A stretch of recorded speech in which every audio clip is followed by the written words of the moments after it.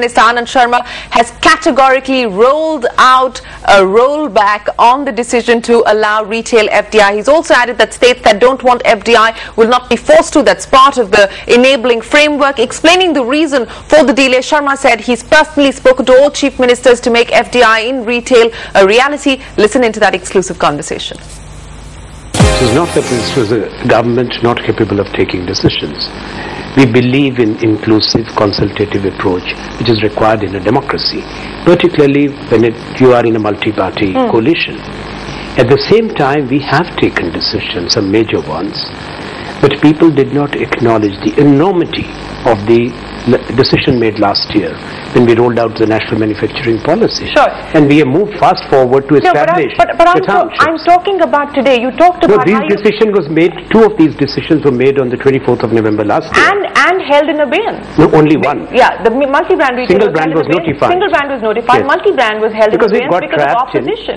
Partisan politics of our opponents. But that hasn't changed. Mamata Banerjee continues to Mamata Banerjee is not an opponent. Let me first explain. It was the blinkered ideology of the left who have never done anything positive or progressive when it comes to really addressing the concerns of the farmers, the remunerative prices, but it wasn't consumers. Just the left, Mr. Sharma. No, the BJP. Nitish Kumar in Bihar BJP and the NDA. The BJP has opposed it. Your own ally Mamata Banerjee has opposed it. Your so-called ally Mulayam Singh Yadav has opposed FDI. Let's understand. We are a union of states. India has 28 states plus union territories. When we said last year that we will implement it after further consultations, until then this decision is suspended. This followed an all-party meet. We talked to everyone. I personally wrote to every single chief minister, met most of the chief ministers. I agree. Some enthusiastically supported. Some said they have reservations. Some chief ministers belonging to the BJP or the NDA said that they are bound by the NDA or the BJP opposition. I agree with you. We respect that. Now, let's be clear. This is an enabling policy.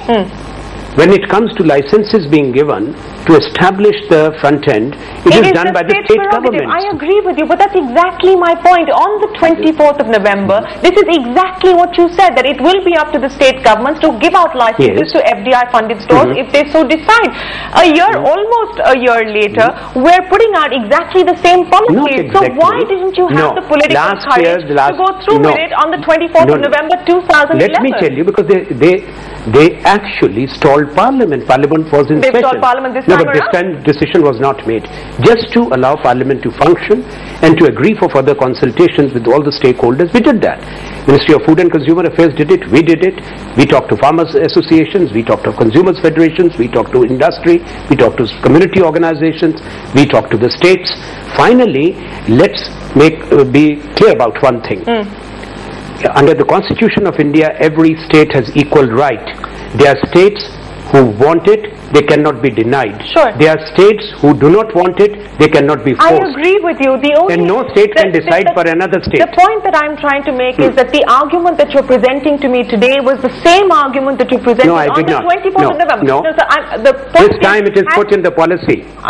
It was in the policy. I'm reading from the rules that you put out the last time around. It is not there. It says very clearly India has a federal structure of government. The FDI policy is an enabling framework. Please allow me to complete. Sure. You are not allowing me to complete. Go ahead, sir.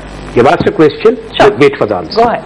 What they have said now, the cabinet approval, is that this is an enabling policy. Show me where it was last year. It says the FDI policy as an enabling framework. No, enabling framework. So I'm reading it out to you. This is today's decision. So this is the 20... I am talking of the cabinet note of today. I'm also talking That is a press note, that's not a cabinet note. Alright, so let's not quibble about that. I want to know essentially if there is now a realization within the political top brass of the Congress party that you need to take tough economic decisions, which is why we finally seen the government move on diesel, which is why we finally seen the government move on FDI in aviation, FDI in retail, FDI in broadcasting services, FDI in power exchanges.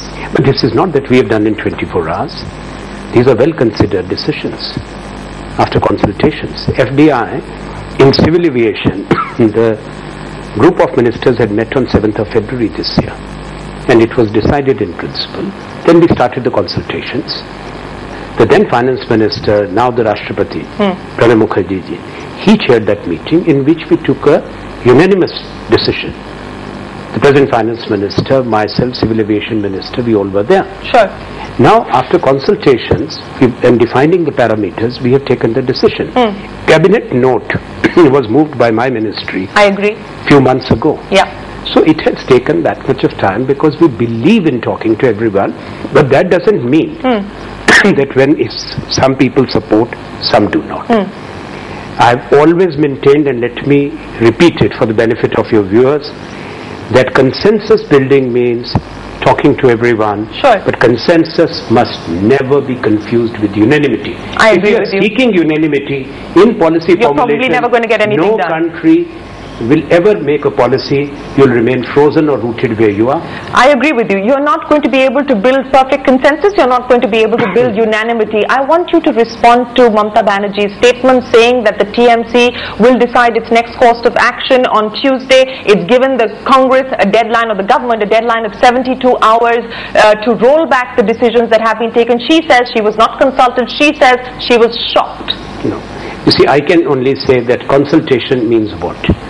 I, on my part, have met her twice. I have written to her. I spoke to Nitish, I wrote to him. I spoke to Naveen Patnaik, I wrote to him. I went to Punjab to meet Prakash Singh Badal ji and the Chief Minister of Haryana. Narendra Modi? No. But his government, by the way, during the consultation process, the government of Gujarat and the government of Himachal, two BJP governments, in writing had asked for it. Later on, the BJP's opportunistic politics made them make a U-turn. So I can't blame them. I pity them rather. Sure. But what I'm saying, after talking to everyone, we took the decision. Now, we respect Mamata ji's decision. It is the Trinamool Congress, the West Bengal government, which has the exclusive right to implement or not implement. But at the same time, I'm making it clear that when there are other states, big or small, those states cannot be denied. No state can decide for another state of the union. So are you assuring foreign investors who are watching you right now that what happened on the 28th of November will not happen this time around? There will be no question of any kind of a rollback? There was no rollback then. No question of any There was a pause. Decision was paused. So no pause. No pause has been removed. No matter what Mamata Banerjee says. Suspension has been revoked. No matter what Mamata Banerjee says. I'm not. Why are you bringing in Mamata Banerjee? There are 28 chief ministers in India. She's an ally we respect. Okay. Let me now ask you about the differences from the last policy to this one as far as single brand retail is concerned. And there you have actually issued a clarification which will be good news as far as companies like IKEA who've been waiting patiently in the wings. You now say it's not mandatory. It is preferable if they were to source 30% from small and medium enterprises. Your own colleague Vaila Ravi has in writing to the Prime Minister opposed any dilution of those norms. Have you been able to convince Vaila Ravi? Mr. Vaila Ravi was fully on board. We took their concerns on board. At the same time, he also appreciated what the difficulties were. You know, it's not that MSMEs are excluded. If you read it carefully, it is 30% sourcing from India, preferably from the MSMEs. Now, these are single brand or luxury brands. Earlier, the policy under 51% FDI had no conditions. So, only retailing was taking place. The manufacturing was done outside India. Now, the objective is to attract investment, establish manufacturing bases in India. That is how you defined investment. Listen, yes. Earlier, it was only retailing. Now, it is investment coming in. That's right. Now, when investment comes in, we have to bear in mind some of these luxury brands, whether you talk of Rolex or Omegas and others, or Louis Vuitton, they may not be able to go exactly to what our definition is an MSME. Because their MSME definition of these countries is a different one from the investment perspective. Now, second thing is that when these big chains are sourcing from India or buying, you named IKEA. IKEA is sourcing goods worth 1 billion euros from India. That's right. Now the point is, if they are sourcing from a small enterprises, Yeah. MSMEs. Yeah. By next year, they will not be within the definition of MSME. I agree with you, So and we have that's a taken logical thing to do. pragmatic Yeah, view. I agree with you there. I just want another clarification from you, because as you mentioned... Mr. Vailar Ravi was fully on board Okay. and party to this unanimous decision. Okay, I want another clarification from you, sir, as far as you're mentioning just now that IKEA is already sourcing from India everybody, for its Marks and international Spencer, operations. So will the 30% sourcing requirement be fulfilled even if IKEA were sourcing for its international operations, which it is currently? I'm sure. I think now we have more clarity. So it doesn't mean that they have to source only for the domestic market? No.